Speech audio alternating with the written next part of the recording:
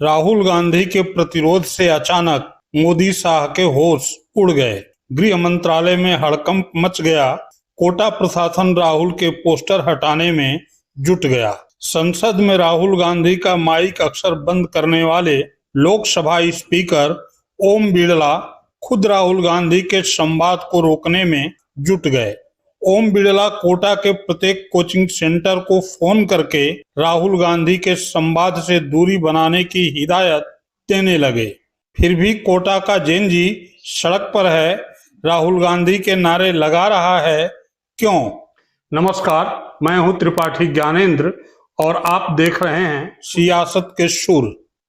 सवाल 2 है, राहुल गांधी के छात्र संवाद से मोदी शाह के होश क्यों उड़े और प्रशासन की सख्ती के बावजूद कोटा के छात्र राहुल गांधी के साथ क्यों खड़े हुए? राहुल गांधी सर यहाँ आ रहे हैं, सबसे मिलेंगे, सबसे बात करेंगे, तो वही सबसे बड़ी बात है। क्योंकि अगर पीएम को करना होता तो वो खुद आ जाते, वो खुद कर लेते, पर उन्होंने तो स्टेप तक नहीं उठाया है। अभी एग्जाम है 2-4 दिन बाद और इतना सब हो चुका है। अगर एग्जाम फिर लीक हो गया तो ये डर है। हम सिस्टम के अंदर ही खराबी है। जब अपने ही लोग ये सब करेंगे तो फिर दूसरे लोग कैसे क्या करेंगे? राहुल गांधी ने इस बार फुल प्रूफ प्लान के साथ मोदी शाह की सियासी नस को पकड़ा। छात्र नौजवान मोदी सरकार की रीढ़ रहे हैं। नौजवान हर साल 2 करोड़ नौकरी के झांसे में आए तो छात्र परीक्षा पर चर्चा में ठगे गए। नौजवान बेरोजगारी की मार खाते हुए दर दर भटकते रहे और करोड़ों छात्र परीक्षा के परिणाम को लेकर दुखी हैं। सीबीएसई के 17 लाख छात्र दोबारा कॉपी जांच की मांग कर चुके हैं। नीट परीक्षा के 23 लाख छात्र पेपर लीक से आक्रोशित हैं। इसके बाद भी मोदी जी नाच गाने में मस्त हैं।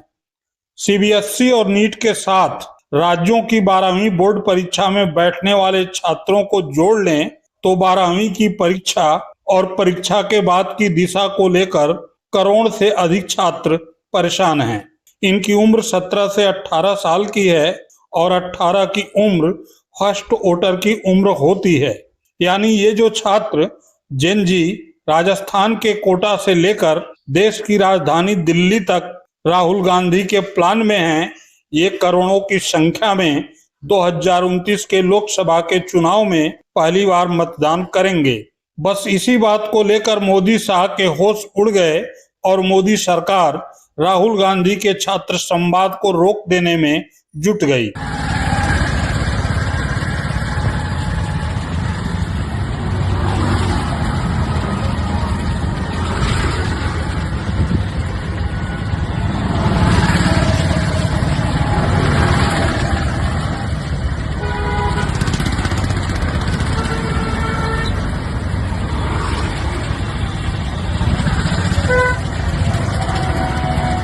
कोटा की पुलिस कोचिंग सेंटरों को धमकाने लगी तो स्थानीय अफसर राहुल गांधी के पोस्टर बैनर उखड़वाने लगे।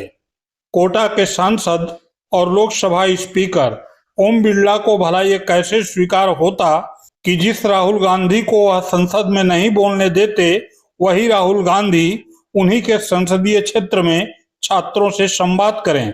ऐसे में बिड़ला खुद राहुल गांधी के संवाद को रोकने में जुट गए। सच है, कई छात्रों के ऊपर ये दबाव बनाया जा रहा है कि वो कार्यक्रम में शामिल ना हो, हिस्सा ना लें। ये बड़ा दुर्भाग्यपूर्ण है। अगर कोई जनप्रतिनिधि, कोई नेता आता है मिलने के लिए, संवाद होना चाहिए। राहुल जी यहाँ पर आएंगे और सरकार कितनी भी कोशिश कर ले, लाखों कोशिश के बावजूद भी ये बहुत बेहतरीन कार्यक्रम होगा और बहुत बड़ी संख्या में नौजवान इस कार्यक्रम में शामिल होंगे। मोदी शाह की दूसरी परेशानी राहुल गांधी के छात्र संवाद के डिजाइन को लेकर है।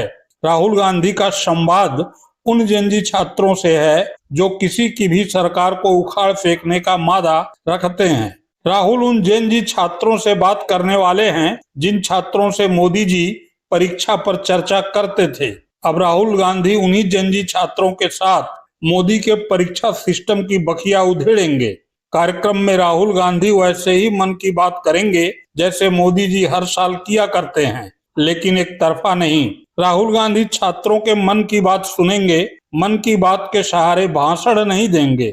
और तो और राहुल गांधी उस ट्रेन से निजामुद्दीन से कोटा पहुंचेंगे जिस ट्रेन के सहारे छात्र अपने जीवन को आगे बढ़ाते हैं। राहुल गांधी इसी तरह यूपी के प्रयागराज बिहार के पटना और देश की राजधानी दिल्ली में पहुंचेंगे, जो जेएनजी का हब है। राहुल गांधी की ये संवाद यात्रा मोदी और शाह के होश इसलिए भी उड़ा रही है कि इसका आयोजन संसद के मानसून सत्र से ठीक पहले हुआ है। यानी जो आज सड़क पर दिख रहा है वह थोड़े विराम के बाद संसद में भी बवाल मचाएगा। तब राहुल गांधी के पास लाखों छात्रों के मन की बात होगी। राहुल गांधी संसद में बोल रहे होंगे, बाहर छात्र अपने मन की बात संसद में उठाते हुए राहुल गांधी को देख रहे होंगे और मोदी शाह एक्सपोज हो रहे होंगे। और यही कारण है कि कांग्रेस राहुल गांधी की इस यात्रा को क्रांति का आगाज मान रही है। इतिहास गवाह है कि क्रांति कभी भी दबे पांव से नहीं आती है। क्रांति तो पूरे दमखम से, पूरे जोश से हुंकार भरकर आती है और उस क्रांति की गूंज आने वाली नस्लों को सुनाई देती है। क्रांति किसी पर थोपी नहीं जाती, क्योंकि क्रांति तो धधकती है, क्रांति निडर होती है और क्रांति जब आती है तो सब कुछ बदल जाता है। एक ऐसी ही क्रांति का आगाज नेता विपक्ष राहुल गांधी आज राजस्थान के कोटा में छात्रों के साथ मिलकर करने वाले हैं। क्योंकि सवाल इस बात का है कि कब तक हमारे देश के छात्र और युवाओं के सपने चकनाचूर होते रहेंगे, कब तक वो जी तोड़ मेहनत करेंगे, कब तक वो भेड़ बकरियों की तरह ट्रेनों और बसों में भरकर एग्जाम देने जाएंगे, कब तक पेपर लीक हो जाएगा, कब तक परीक्षा रद्द होती रहेंगी, कब तक वो ढाक के 3 पात बने रहेंगे और कब तक वो शुरू से शुरुआत करेंगे। आखिर ये सिलसिला कब तक चलेगा? और इसीलिए इसको रोकना जरूरी है, अपने वर्तमान के लिए, अपने भविष्य के लिए। राहुल गांधी की आवाज में आवाज मिलाइए, क्योंकि सोती हुई मगरूर सरकार को जगाना है। हमारे नौजवानों की एक नहीं 2 परीक्षाएं होती हैं। एक जो एग्जामिनेशन सेंटर में होती है, जिसके पेपर लीक हो जाते हैं, और दूसरी उसके पेशेंस की, उसके सब्र की, उसके हौसले की। और उस परीक्षा में वो फेल हो रहा है। सरकार बार बार उस पर यह परीक्षा थोप रही है, बार बार पेपर लीक थोप रही है। आईआईटी के 2 छात्रों ने आत्महत्या की तो सुप्रीम कोर्ट ने एक स्पेशल टास्क फोर्स का गठन करने को कहा। उस टास्क फोर्स ने 2,43,000 नौजवानों में एक सर्वे किया। 40% नौजवान चिंतित हैं इस बात को लेकर कि जो वो पढ़ाई कर रहे हैं, क्या उसके बाद उनकी नौकरी लगेगी, क्या वो सही पढ़ाई कर रहे हैं। 40% और हैं जो एंग्जाइटी और डिप्रेशन का शिकार हैं, और कारण अनेक हैं। बड़ी बड़ी डोनेशंस, पेपर लीक, बस और ट्रेन के सफ़र की जो आपने पटना में हालत देखी, और उसके बाद नौकरी न मिलने का डर। ये तमाम कारण ऐसे हैं जिससे ये बताते हैं कि 2013 में आत्महत्याएं जो नौजवानों ने की वो 8,400 थी। वो बढ़कर 2024 में 14,488 हो गई। कोई भी सरकार, जब सरकार में पार्टी आती है, कोई भी पार्टी, कोई भी सरकार, वो उसका एक लक्ष्य होना चाहिए कि वो आत्महत्या के आंकड़ों को कम करे।